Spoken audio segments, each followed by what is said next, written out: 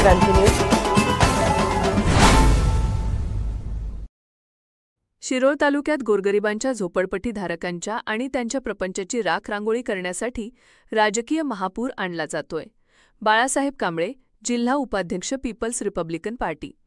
शिरोळ तालुक्यात वेळोवेळी आणि त्या महापुराच्या नावावर राजकीय मंडळी आणि त्यांचे बगलबच्चे, पाळलेली कुत्री यांच्यासाठी महापूर काळामधील शासनाने दिलेली मदत आणि अनेक संस्था, अनेक दानशूर संस्था महापुराच्या काळामध्ये मोठ्या प्रमाणामध्ये अन्नधान्य साठा, तेल साठा, कपडे लत्ता दान म्हणून काही दानशूर व्यक्तींनी पूर काळामध्ये मदत पाठवली जातात। पण या शिरोळ तालुक्याला महापुराचा लागलेला शाप कधीच संपत नाही।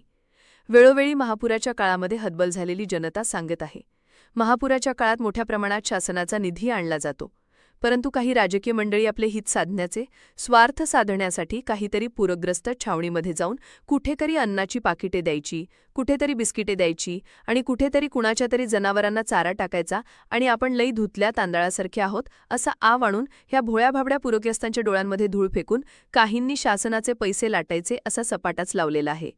या निसर्गाला देखील लाज नाही की या शिरोळ तालुक्यामध्ये किती वेळा महापूर यायचा, परंतु हा महापूर काही राजकीय मंडळींनीच तो आणलाही जातो आणि पाठीमागे घालवला पण जातो, हे पण लक्षात येत आहे।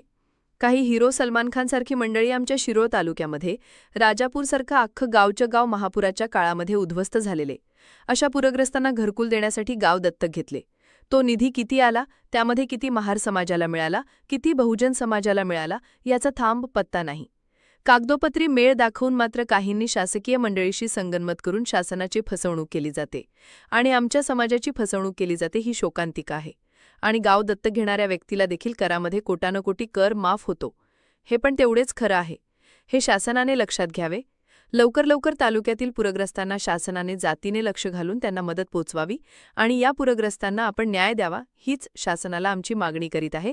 अन्यथा एक दिवस उद्रेक होईल। बाळासाहेब कांबळे, जिल्हा उपाध्यक्ष, PRP। ताज्या घडामोडी आणि बातमीसाठी आजच भीमक्रांती न्यूज चॅनलला लाईक करा, शेअर करा आणि सबस्क्राईब करा।